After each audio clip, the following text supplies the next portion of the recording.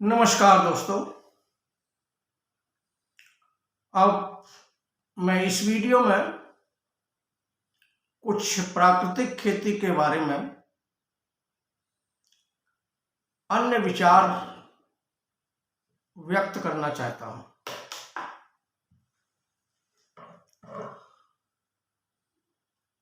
जैसा कि मैंने पहले बताया है कि प्रकृति में फसल उत्पादन और फसल रक्षा की अपने आप में एक व्यवस्था चल रही है। उस व्यवस्था को अध्ययन करना तथा उस व्यवस्था को क्रियान्वित करते हुए खेती करना प्राकृतिक खेती कहलाता है। इसका अर्थ यह है कि धरती, पेड़ पौधे, पशु पक्षियों के साथ तालमेल करके पूरकता पूर्वक रहना, जीना और खेती करना ही प्राकृतिक खेती की विचारधारा है। प्राकृतिक खेती के सिद्धांतों पर प्राकृतिक खेती प्रकृति के सिद्धांतों पर आधारित होती है। प्रकृति में अपने आप में फसल उत्पादन, फसल रक्षा, जैव विविधता एवं फसल पारिस्थितिक तंत्र को सक्रिय रखने की व्यवस्था चल रही है। ऐसी व्यवस्था का अध्ययन करना, उसको लागू करना या लागू करते हुए खेती करना ही प्राकृतिक खेती कहलाता है। दोस्तों, यह अनुभव किया गया है कि खेती करते समय या रासायनिक खेती करते समय हम पारिस्थितिक तंत्र, प्रकृति और उसके संसाधनों, जैव व्यवस्था एवं समाज पर पड़ने वाले रसायनों के दुष्प्रभाव का विशेष गहराई पर न तो अध्ययन किया गया और उनको उपेक्षित किया गया, जिनका ध्यान में रखते हुए खेती नहीं की गई, जिसके फलस्वरूप फसल पारिस्थितिक तंत्र प्रभावित हुए, जैव विविधता प्रभावित हुई और अब जरूरत है इनके पुनर्स्थापन की। कुछ बुद्धिजीवियों ने खेती में परिवर्तन करके रसायन रहित खेती तथा खेती में उपज को बढ़ाने के लिए आवश्यक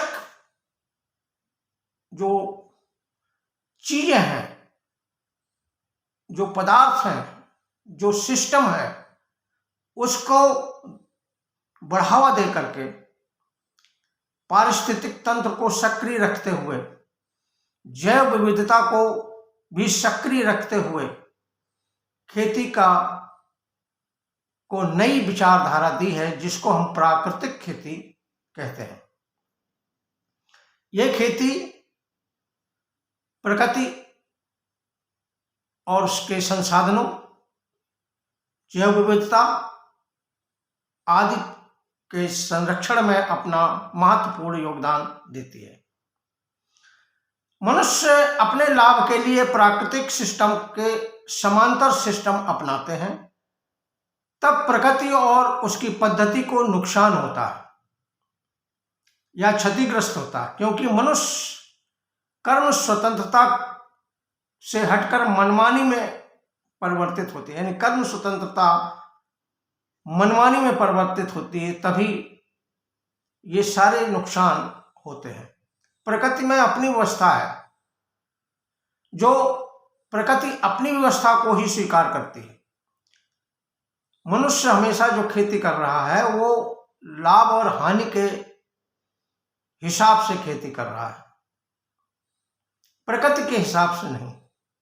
जब तक हम प्रकृति के हिसाब से खेती नहीं करेंगे, प्रकृति में जो उत्पादन होना चाहिए खेती में वो नहीं हो पाएगा। प्रकृति का हमारे समाज के बीच जो तालमेल होना चाहिए वो नष्ट हो जाएगा, प्राकृतिक संतुलन नष्ट हो जाएगा। अतः हमें प्रकृति के सिद्धांतों पर खेती करना जरूरी है। जंगलों में पेड़ बगैर पानी के भरपूर फसल देते हैं, परंतु खेतों में पानी लगाना पड़ता है। इसका कारण है कि मनुष्य का प्रकृति में हस्तक्षेप, पानी को खत्म कर दिया गया है। इसी तरह से मिट्टी को जो उपजाऊ होती थी उसको अनुपजाऊ होने लगी है। प्रकृति के संसाधनों का दोहन होने लगा है। पुराने जमाने में जो खेती की जाती थी वो परिवार के लिए खेती की जाती थी। एक ही खेत में कई प्रकार की फसलें बोई जाती थी। बाद में लोगों ने मोनोक्रॉपिंग को ऊपर जोर दिया। इसी से विशेष बहुत सारी समस्याएं उत्पन्न हो गई। खेती एक मैनेजमेंट प्लान है जिसमें कई प्रकार की चीजों का मैनेजमेंट किया जाता है, जिसमें इकोलॉजी का मैनेजमेंट भी बहुत जरूरी है। प्राकृतिक खेती जैव विविधता का खेल है। जैव विविधता में जब तक तरह तरह के जीव जंतु हमारे खेत में होंगे, वो एक दूसरे के ऊपर प्रभाव डालेंगे तथा प्रकृति में एक संतुलन मेंटेन करेंगे।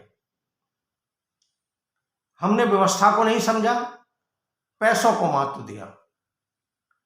प्रकृति की एक इकाई का आचरण एवं उसकी ड्यूटी निश्चित है, हर एक इकाई की। जंगल की व्यवस्था को क्योंकि आदमी नहीं देखता है, इसलिए वह व्यवस्थित रहती है।